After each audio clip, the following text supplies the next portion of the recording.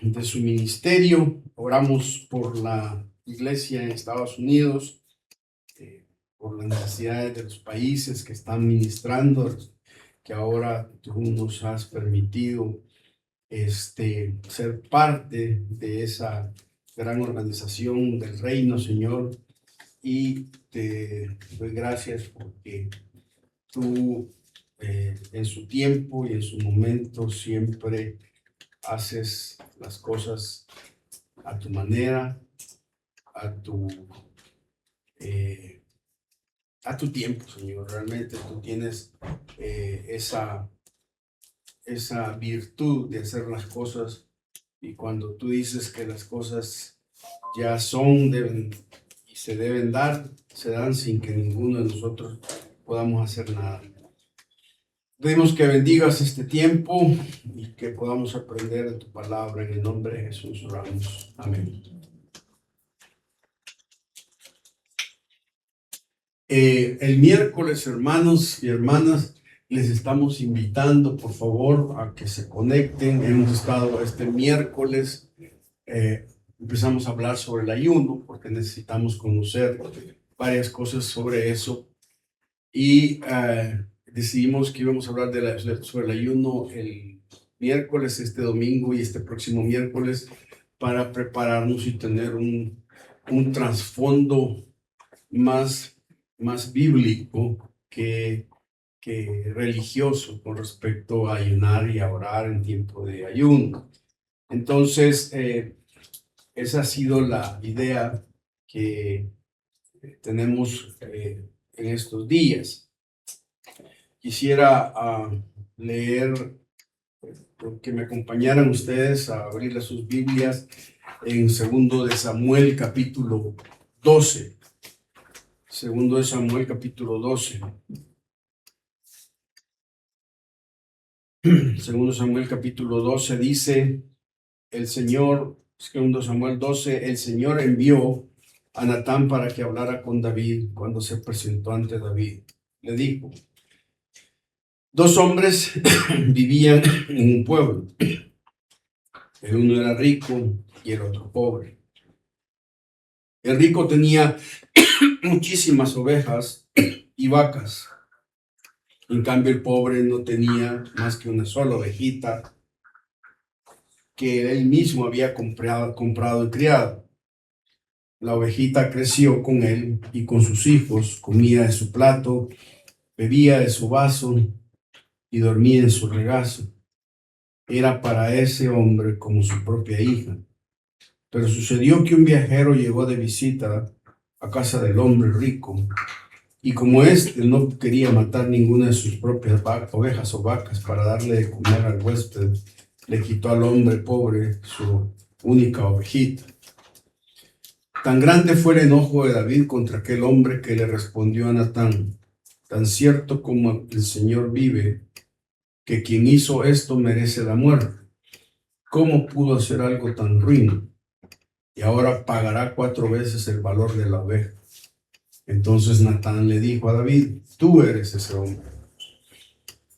Así dice el Señor Dios de Israel: yo te ungí como rey sobre Israel y te libré del poder de Saúl, y te di el palacio de tu amo y puse sus mujeres en tus brazos. Y también te permití gobernar a Israel y a Judá, y por eso, si esto hubiera sido poco, te habría dado mucho más. ¿Por qué entonces despreciaste la palabra del Señor haciendo lo que le desagrada? Asesinaste a Urías elitita para apoderarte de su esposa. Lo mataste con la espada de los amonitas. Por eso la espada jamás se apartará de tu familia, pues me despreciaste al tomar la esposa de Urías elitita para hacerla tu mujer. Pues bien, así dice el Señor: yo haré que el desastre que mereces surja de tu propia familia, y ante tus propios ojos tomaré a tus mujeres y se las daré a otro, el cual se acostará con ellas en pleno día. Lo que tú hiciste a escondidas, yo lo haré a plena luz a la vista de todo Israel. He pecado contra el Señor, reconoció David ante Natán. El Señor ha perdonado ya tu pecado y no morirás, contestó Natán. Sin embargo, tu hijo sí morirá, pues con tus acciones has ofendido al Señor. Dicho esto, Natán volvió a su casa. Y el Señor hirió al hijo que la esposa de Urías le había dado a David, de modo que el niño cayó gravemente enfermo.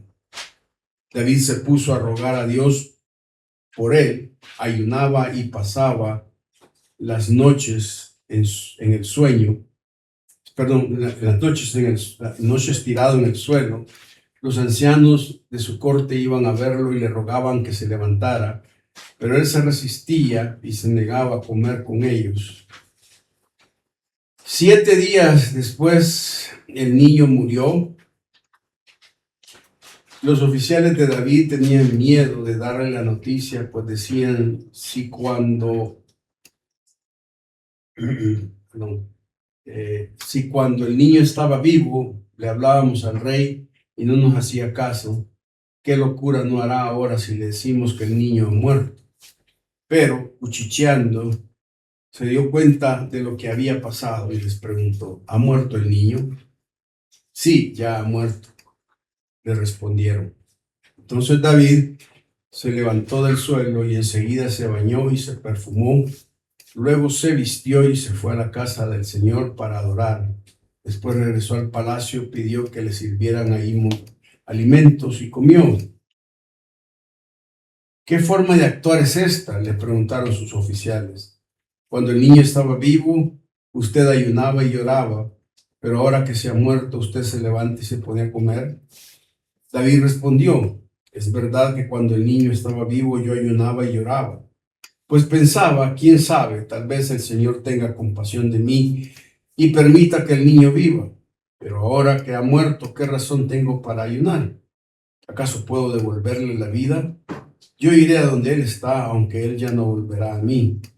Luego David fue a consolar a su esposa y se unió a ella. Betsabé le dio un hijo al que David llamó Salomón. El Señor amó al niño y mandó a decir por medio del profeta Natán que le pusieran por nombre Edías, por disposición del Señor. Aquí encontramos un pasaje que pues, es muy conocido por la mayoría. Espero que todos lo conozcamos. Algunas veces he usado este pasaje para cuando hay algún funeral o algo. Pero en esta mañana quisiera que lo enfocáramos desde la perspectiva del ayuno de David. Cómo él tiene una práctica de ayunar, de ser una persona que entiende que el ayuno tiene una connotación espiritual muy importante. En nuestra cultura evangélica actual, a veces presentamos el ayuno como una llave maestra o fórmula de presión para que Dios haga lo que nosotros queremos. Es como una maquinita donde meto la moneda de ayuno y recibo el premio del milagro. Pero, ¿qué sucede cuando realmente ayunamos con todas nuestras fuerzas y el resultado es lo opuesto a la oración?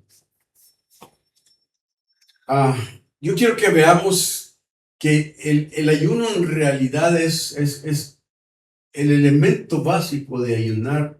No tiene que ver con lograr algo, sino tiene que ver con alinearse a lo que Dios quiere enseñarme en mi vida con respecto a lo que estoy pidiendo. En realidad, el ayuno trabaja más en mí, Dios espera trabajar más en mí que en el resultado que estoy esperando de Dios. Y a veces nosotros vemos el ayuno, no lo podemos ver así. David ayunó intensamente por la vida de su hijo y la respuesta de Dios fue, no, él va a morir y va a morir. Punto. Y vamos a aprender ¿Qué hace un hombre o una mujer de Dios cuando la circunstancia no cambia a pesar del ayuno? Yo sé que muchas veces nosotros con el ayuno oímos solo historias de éxito, ¿verdad? Es decir, ayuné y entonces me dieron el trabajo, ayuné y me sanó la persona, tuve 7 días de ayuno y entonces la situación cambió, y solo lo vemos de esa perspectiva. Y si bien es cierto que en la Biblia podemos encontrar ejemplos de ese tipo, pero también podemos encontrar ejemplos en donde realmente el ayuno no era realmente el mecanismo para que Dios respondiera. Josué, cuando va a conquistar Canaán, él va y manda a la gente, y Dios le dice que cuando conquisten Jericó nadie agarre nada, y alguien se roba algo y lo mete escondido. Y cuando va a conquistar Jai, eh, Josué no pide ninguna instrucción, solo les dice, miren, esa es una pequeña aldea, solo manden 3,000 hombres y la conquistamos. Y dice que van y esa pequeña aldea derrota a todos y vienen derrotados, y entonces Josué se entra en crisis y se dice, ¿por qué? ¿Qué pasó? Y se rompe las vestiduras y empieza a ayunar y se tira al piso a orar y a decirle a Dios. Y uno mira que Dios le dice a Josué, mira, deja de hacer eso, que eso no es lo que tienes que hacer. En tu pueblo hay pecado, arreglarlo y punto, y así se cambian las cosas. Pero no te quiero ayunar, no necesitas estar ayunando para que te des cuenta que en medio del pueblo está el problema. Y hay veces en que Dios es así, pues Dios es bien práctico. O sea, Dios dice, no, deja de hacer eso. Cuando Moisés está ante el mar y vienen todos los egipcios, Moisés dice, empieza a orar y dice, Señor de los ejércitos, y Dios le dice, deja de orar, camina, si ya te dije que tenés que caminar, o sea, parale, déjate la oración. Y ahí es donde encontramos, Jehová peleará por vosotros y vosotros estaréis tranquilos. Le para la oración a Moisés. Le dice, no, este no es el momento de orar, este es el momento de caminar por fe, si me crees o no me crees. Y yo voy a abrir el mar y lo voy a hacer. Y entonces Dios a veces hace muchas cosas con respecto a eso. En el caso de David también vemos esto. Aquí hay una serie de cosas que afectan la espiritualidad muchas veces si no la entendemos, cómo Dios puede actuar en la vida de esta persona. Hay por lo menos 4 cosas que podemos aprender del ayuno de David. La primera cosa es que su ayuno nace de una necesidad, ¿sí? Es decir, no es malo acercarse a Dios, a ayunar, porque tenemos necesidad. Pero la pregunta que Dios nos hace es, ¿qué tipo de necesidad es más importante? ¿O qué tipo de necesidad es la que buscas? En el caso de David su necesidad era que el niño viviera, y es una cosa muy importante para él. Pero en el caso de Dios, para Dios lo importante no era que el niño viviera, lo importante es que David reconociera que había cometido un gran error y que tenía que volver a tener una comunión íntima con Dios. Entonces vemos dos grandes perspectivas, la necesidad de David y la necesidad de Dios. La necesidad de Dios está enfocada en la persona de David y la necesidad de David está enfocada en la vida de su hijo. Y claro, todos nosotros estaríamos en las mismas condiciones de David porque estaríamos afligidos por la vida de un hijo.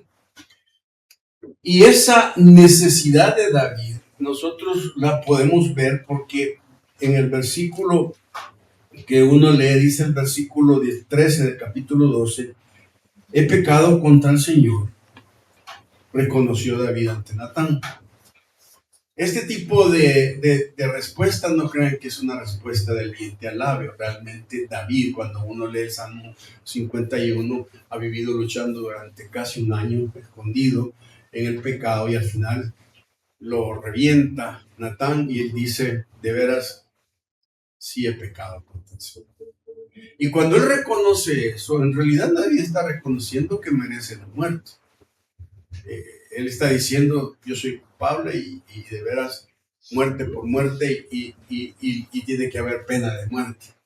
Porque pero Dios le dice, sí, el Señor ha perdonado tu pecado y no morirás, contestó Natán. Ahora, a mí me gusta esto, ¿saben por qué? Porque realmente David no ha hecho mayor cosa que decir, ser transparente debe decirle, de ver, Dios, sí la regué. O sea, ha sido horrible lo que he hecho. Y Dios dice, ok, yo te perdoné ese pecado. El problema no es que Dios no nos perdone, ni quiere decir está bien. A Dios no le gustan ni las excusas, ni las falsas apariencias, ni nada, sino que lo que Dios busca es decir, ok, sí, es cierto, tienes razón. He sido yo ese hombre que he mencionado, un hombre ingrato, un hombre injusto. Y Dios le dice, ok, ¿cómo se llama? No vas a perder la vida. Pero le dice, sin embargo, tu hijo sí morirá, pues con tus acciones has ofendido al Señor. Ahora, esas sí son malas noticias, ¿no? ¿No creen ustedes? Es decir, yo aquí dentro del contexto hablo un poco más adelante de Betsabé, porque en la Biblia siempre le damos palo a David y a Betsabé no le decimos nada. Es la víctima inocente del poder de un hombre que la obliga a acostarse con él y hacerle infiel a un hombre, como lo describe en la metáfora Natán, que cuidaba a su ovejita, que la quería, que era pobre, sus recursos, todo el carácter de Urias era un hombre bueno. Y no entiendo yo cómo alguien, una mujer puede despreciar así solo por acostarse con un rey. Y que la gente diga, no, pues sí que es el rey no se le puede decir que no. Y la pregunta es, ¿quién dice que no? Ah, que lo hubieran matado. Ah, ok, entonces. Sí se le puede decir que, bueno, los criados le dijeron, mira, esa es la mujer de Urias. En pocas palabras le está diciendo, no, no lo hagas porque está casada. Pero cuando el poder enferma y el deseo por la aventura y por el cambio y la experiencia se sobrepone, entonces vemos una combinación. Cuando Dios le dice a David, tu viejo va a morir, el castigo es para todos. La mala noticia es tanto para Betsabé como para David. Ahora, la historia se enfoca más solo en David porque él es el que está cometiendo, él es el actor principal de la maldad. Pero Betsabé también es cómplice de eso. Y ella va a sufrir las mismas condiciones porque es una mujer que sabe que al estar embarazada y en el proceso del embarazo, ya Dios le dijo, ese hijo que vas a tener se va a morir. ¿Sí? Y ella, me imagino que ha estado también orando y preguntando, pero David dice que él tiene al niño y el pasaje dice que David, ¿cómo se llama?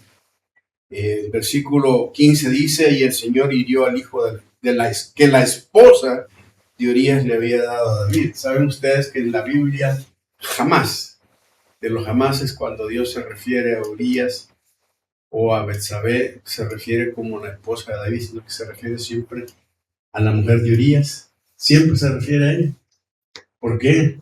Porque Dios jamás reconoció eso. Por muy rey que fuera, le había quitado a su esposa.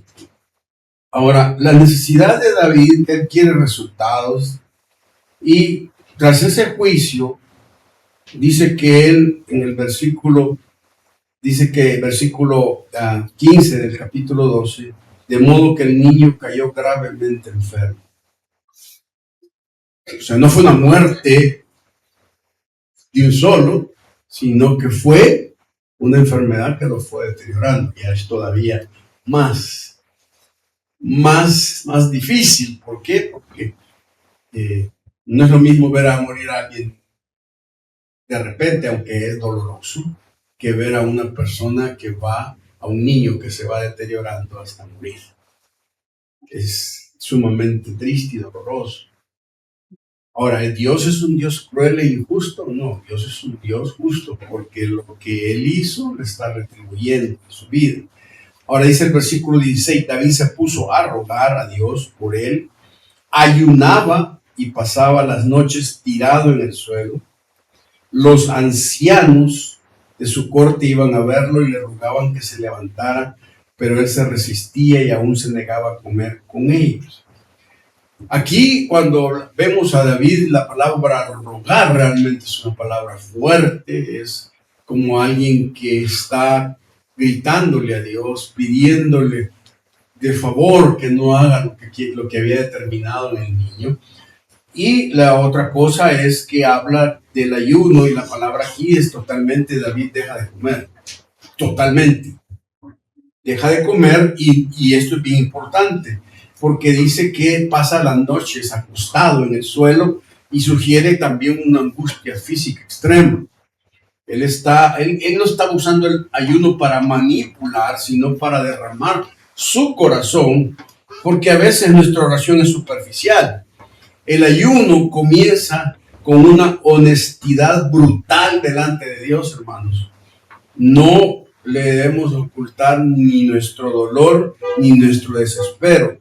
Dios prefiere tus lágrimas sinceras antes que tu espiritualidad fingida, porque así tenemos que verlo. Y que él ayunó y le busca pedir. El tirarse al suelo habla de humillación, es el rey tirado al suelo. Y David no está orando desde la comodidad, sino que está orando desde el trono del polvo, reconociendo que él no tiene la autoridad para salvar a su hijo, sino solo Dios. Y la necesidad de David nos enseña que el ayuno bíblico involucra nuestra mente, nuestro corazón, pero también nuestro cuerpo y nuestra actitud. No solo es un ejercicio mental, es el sacrificio de nuestro confort físico, la comida, el descanso en cama, para darle prioridad a la presencia de Dios. Y siempre hay gente que va a querer interrumpirnos nuestra relación y nuestra búsqueda de Dios. Porque sus amigos, los ancianos, llegaron y le decían a David: no, hombre, comé, salí de tu encierro, no te metas en eso. Y David no le hizo caso. Pero David no era que se hubiera aislado porque estaba deprimido por la pérdida de un hijo, sino que estaba allí porque él tenía por lo menos la esperanza, que conocía a Dios, y luego lo confiesa, dice, porque mire, mientras el niño estaba vivo, yo hacía todo lo posible para que, quizás Dios por misericordia podría decir: te voy a cambiar la sentencia, ¿sí? Y por eso hacía todo eso, porque mi necesidad era tan grande y mi esperanza en Dios era tan grande que esperaba que de alguna manera la soberanía de Dios se manifestara y dijera: ok, cambiemos. Y por eso lo hacía. Y eso tiene que ver con que muchas veces nuestro ayuno puede ser interrumpido por distracciones. El viernes ustedes se van a dar cuenta que hay una cantidad de cosas. Hay muchas cosas que nos pasan. La gente dice: el día que yo decido ayunar me da más hambre. La gente dice: es que a mí me duele la cabeza. O es que me pongo de mal humor. O es que tengo no sé qué, o aquello y lo otro. En realidad lo que el ayuno es que está sacando muchas cosas que estamos teniendo. Y a menudo la forma de ayunar de David nos enseña que el ayuno efectivo requiere una determinación inflexible. Es la capacidad de decir no a lo ilícito para decir un sí al absoluto de lo divino. O sea, Dios está diciendo, David dice: no, voy a seguir. Y esto es bien importante, mire, en el ayuno, en la necesidad, Dios ama más la honestidad que la formalidad. La honestidad está encima que la formalidad. No se trata ni de una pose, ni de nada. Dios lo que quiere es que nosotros, cuando nos acerquemos a Él en ayuno y oración, tiene que ver con que, hermanos, seamos honestos. O sea, es que a Dios no lo podemos engañar. Si nosotros llegamos ante Dios como llegamos ante los demás, o sea, Dios no puede hacer nada porque a Dios no le gusta que seamos tan exhibicionistas ni nada, sino que Él quiere que nosotros veamos eso. Y además de eso, su ayuno fue una expresión cruda de su angustia. Y por otro lado, fíjense, Dios valora más nuestra transparencia quebrantada que nuestra liturgia religiosa perfecta. Si estamos quebrantados, pues simple y sencillamente, también el ayuno nos ayuda a interceder sacrificialmente por otros, y eso es lo que tenemos que pensar. Y tercero, el ayuno le ayudó a David en su necesidad, a la rendición, a la soberanía de Dios. Al final el niño muere y David toma una actitud que desconcierta a medio mundo, porque todos esperarían que David tenga una reacción ante la muerte de su hijo humana, pero en realidad la reacción de David es espiritual, es una reacción que se da cuenta que aunque su hijo no está, aunque perdió su hijo, Dios no perdió a su Dios, y que Dios no tiene ninguna culpa de lo que le está pasando, que simple y sencillamente son las decisiones a veces que tomaron, en el caso de David su pecado, en otras cosas muchas veces no es Dios, sino que Dios tiene un proceso en la vida que tiene que, se explicará o no lo explicará cuando estemos en su presencia. La forma de ayunar de David no debe ser imitada como un ritual para repetir, sino como un modelo de intensidad de corazón. Ahora, vemos entonces la necesidad de David. Todo ayuno y todo tipo de oración nace de la necesidad de Dios y la necesidad de la persona. Pero al final muchas veces esas dos cosas no encajan, sino que lo que encaja es lo que Dios quiere hacer en nuestra vida. Y luego viene la realidad del ayuno de David. ¿Cuál es la realidad? La realidad es que Dios dice, no, 7 días tirado en el piso, sin comer, rogando, llorando y todo, pero dice, no, no te voy a responder lo que querés. Ahora, la noticia de la muerte cambia drásticamente la atmósfera de David. ¿Por qué? Porque él está tirado y de repente oye a sus criados estar murmurando, y cuando él ve a los criados murmurando, él ya sospecha y dice, ya terminó esto. Y les pregunta, ¿murió el niño? Y los siervos tenían miedo de decirle, sí, murió, porque ellos decían, si le hemos visto sufrir tanto, cuando el niño está vivo, cuando le digamos que ha muerto, ¿cómo va a sufrir? Y uno se pregunta aquí porque encuentra una de las lecciones más profundas de integridad espiritual en toda la Escritura. ¿Cómo se enfrenta una persona de Dios cuando la respuesta a su ayuno es precisamente lo que más temía? Al 7º día murió y David reconoce una realidad. David había entrado en una absorción y comunicación con Dios cuando él le dice, mira, murió, sí, y David entonces está conectado ya con la realidad, con Dios. Muerto. ¿Cuál va a ser mi reacción hacia eso? A las cosas que yo he querido. A veces cuando ayunamos intensamente, Dios nos prepara el corazón antes de que el golpe de la realidad llegue, porque una de las cosas que hace el ayuno es precisamente eso. Nos convierte en personas, hombres y mujeres, con fortaleza para cuando llegue la realidad que no nos gusta. Y esa es una de las ventajas del ayuno. Ahora, la reacción de David, si ustedes notan, en el versículo dice 18, 7 días después el niño murió y los oficiales de David tenían miedo. Y luego dice, pero David al ver que sus oficiales estaban cuchicheando, se dio cuenta de lo que había pasado, preguntó, ¿ha muerto el niño? Sí, ya ha muerto, le respondieron. Cuando le dicen eso, sí murió, me imagino que todos los siervos esperaron que David iba a gritar y a llorar. No sé si Betsabé estaría ahí también.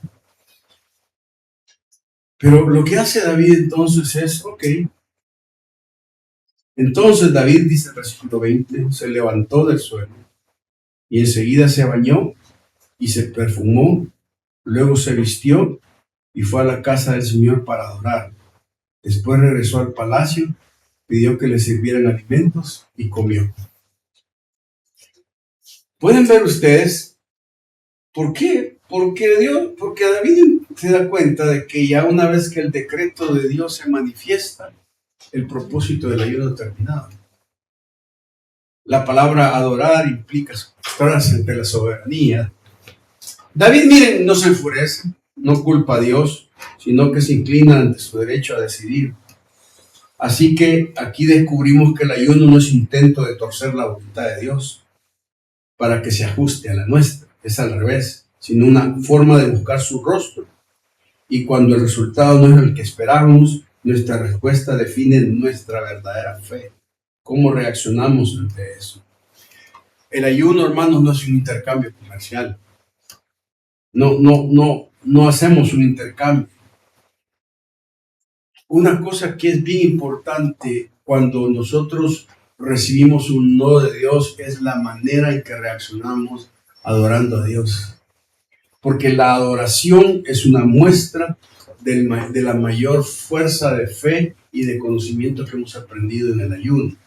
Ahora, es bien interesante que David, cuando hoy él se levanta, se baña, se cambia, y el detalle chiquito ahí es que el David era coqueto. O sea, se baña, se cambia, se echa perfume y se va.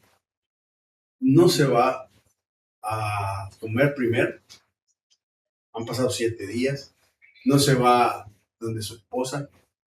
No se va donde sus amigos. No va a arreglar el asunto. Se va a donde? A la casa de Dios a que adorar. ¿Sí? ¿Por qué? Porque si hay un no, en un tiempo que buscamos a Dios de todo corazón y Dios dice que no, muchas personas lo que hacen es enojarse con Dios. Y a veces ni siquiera se dan cuenta. Y en sus propias vidas desarrollan experiencias bien complejas porque no han hecho lo que Dios dice. Hermanos, el ayuno no es un contrato legal donde Dios está obligado a cumplir nuestra petición. Y simple y sencillamente, cuando el ayuno no cambia la circunstancia, por lo menos debes entender que te tiene que cambiar a ti, porque eso es lo que hace. Miren, el propósito del ayuno no es alinear nuestra voluntad de Dios, sino que es alinear la voluntad de Dios en nosotros. Y por eso es tan importante. Hablamos de la necesidad, de la realidad, pero ahora hablemos de la humildad de David. El hombre dice, ok, cuando le preguntan todos los siervos, vos, ¿cómo está eso que cuando el niño estabas que morías y todo lo demás, y ahora que el niño se murió, dice el versículo 19, dice el versículo 21, ¿qué forma de actuar es esta? Le preguntaron sus oficiales. Cuando el niño estaba vivo, usted ayunaba y lloraba, pero ahora que se ha muerto, usted se levanta y se puede comer. O sea, la idea es, ¿qué actitud tenés? O sea, cuando estaba el niño, estabas bien afligido. Ahora que se murió, estás comiendo y estás tranquilo. Y David le dice, ¿y qué? Yo no puedo hacer nada más. Es más, David hace una revelación interesante. El niño, y esto, miren, esto es bien importante, porque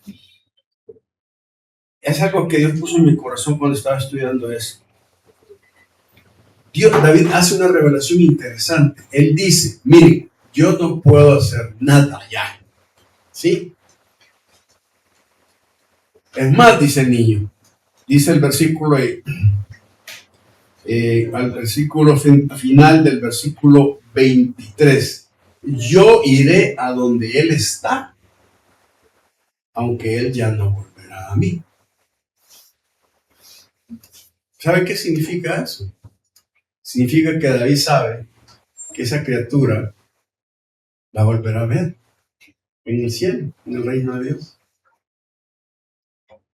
Y entonces él dice, yo aquí ya no la puedo ver, entonces tampoco me puede estar muriendo, ni amargándome, ni frustrándome, ni deprimiéndome porque no lo tengo aquí.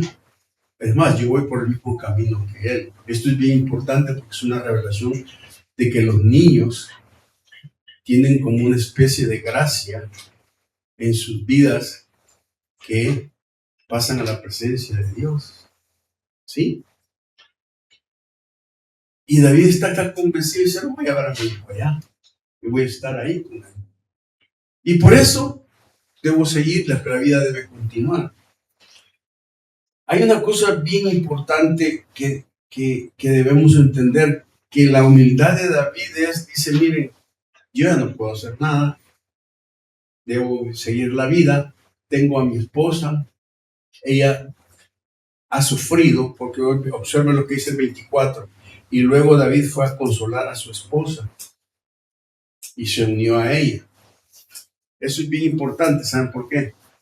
Porque la palabra consolar aquí implica que Betsabé estuvo sufriendo en silencio. Y esto es bien importante, porque en la pérdida de un hijo, la mujer por lo general sufre en silencio, y si no arregla ese silencio en el contexto con su familia y en el contexto con Dios, es una persona que va a sufrir y va a tener problemas si no soluciona y cierra el ciclo. Porque lo que demuestra es que en la pérdida de un hijo, sobre todo un niño, una persona que pierde un niño recién nacido o que iba a nacer, quedan ciertas traumas o ciertos círculos que si no son cerrados por el amor de Dios y por la vinculación del consuelo del Espíritu Santo y de las personas que están a su alrededor, para mí es importante entender que Betsabé salió adelante porque se dejó consolar, porque se dejó ayudar, porque quiso decir, ok, ayúdenme, no voy a manejar solo esto, ni voy a negarlo, estoy sufriendo, me ha hecho daño, si no cierro el ciclo y no cierro esto, no voy a poder seguir adelante. Y es bien interesante que cuando ella acepta la consolación de su esposo y dice, ok, sí, Dios les manda un hijo y les manda a Salomón. Y dice el texto, el versículo 24, Betsabé le dio un hijo al que David llamó Salomón, y el Señor amó al niño y mandó a decir por medio del profeta Natán que le pusieran por nombre Jedidías por decisión del Señor. Se lo sustituye con el amado del Señor.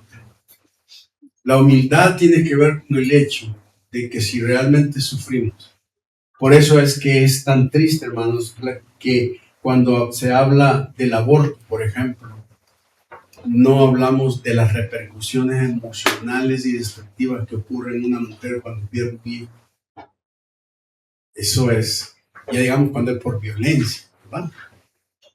Pero a veces las preguntas que se hacen es, ¿qué pasó? ¿Por qué Dios permitió esto? ¿Qué hice de malo? ¿Qué pasó? ¿Qué lo otro? Y la realidad es que Dios lo que quiere hacer en la vida de una persona es demostrarle que Él puede quitarnos algo, pero puede agregar muchas otras cosas más en la relación familiar y en los hijos que pueda volvernos a dar.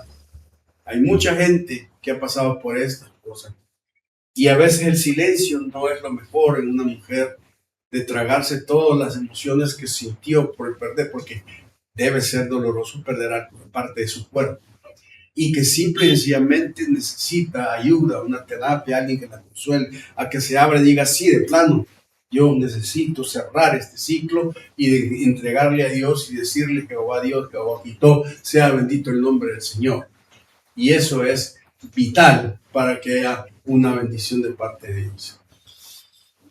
Este viernes que estemos juntos, hermanos, vamos a tener necesidades por las cuales orar, pero hay una realidad, Dios sigue siendo soberano, pero debemos tener la suficiente humildad para aceptar lo que Dios quiere mencionarnos y orientarnos y tener el deseo de seguir adelante con lo que Dios quiere para nuestras vidas. Así es que, hermanos, a veces no debemos sentirnos culpables si el ayuno terminó y la situación sigue igual, sino que lo que debemos hacer es lo que David hace. La vida continúa. Tengo una esperanza de que veré a mi hijo ya. Y tercero, tengo una familia a la cual ayudar y consolar. y seguir adelante en el reino que Dios me ha dado, porque así es la vida. Si nos atamos y nos quedamos atrapados en el evento traumático, realmente no estamos disfrutando plenamente lo que Dios quiere darnos para nosotros. Y Dios puede quitarnos a un niño o una bendición que ni siquiera nombre tiene, pero puede enviarnos a un Jedidías, un amado de Dios que va a ser una bendición a nuestras vidas. Puede quitarnos algo que nos duele, pero Dios va a traer muchas bendiciones a nuestras vidas. Y eso es lo que debemos entender. Vamos a ver. Padre, gracias te damos en esta mañana por tu palabra. Queremos pedirte que nos ayudes, que nos bendigas, que simple y sencillamente podamos buscarte con un corazón abierto. Gracias, Padre, en el nombre de Jesús. Amén.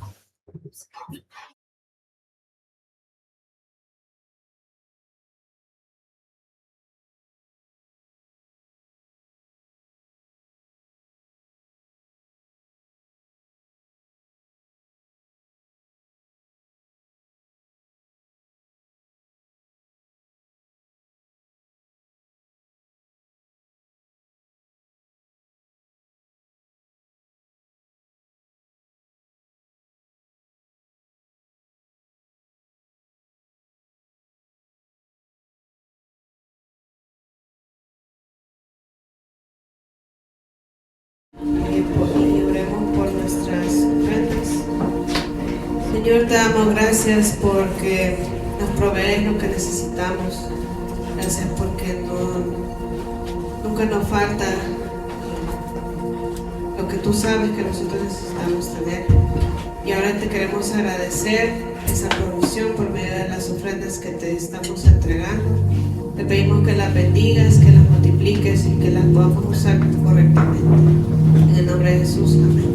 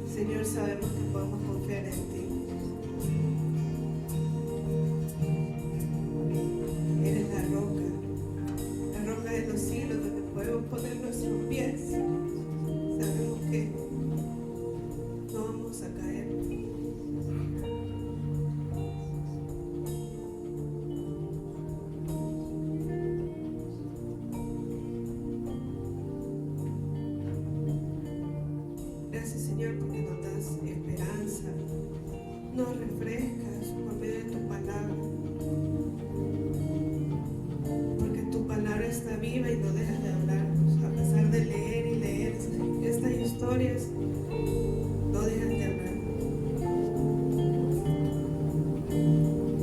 Señor, te pido que esta misma sentimiento que tenemos cada domingo que venimos, esa hambre por aprender más de ti, que se mantenga toda la semana, Señor, que te sigamos buscando, y que también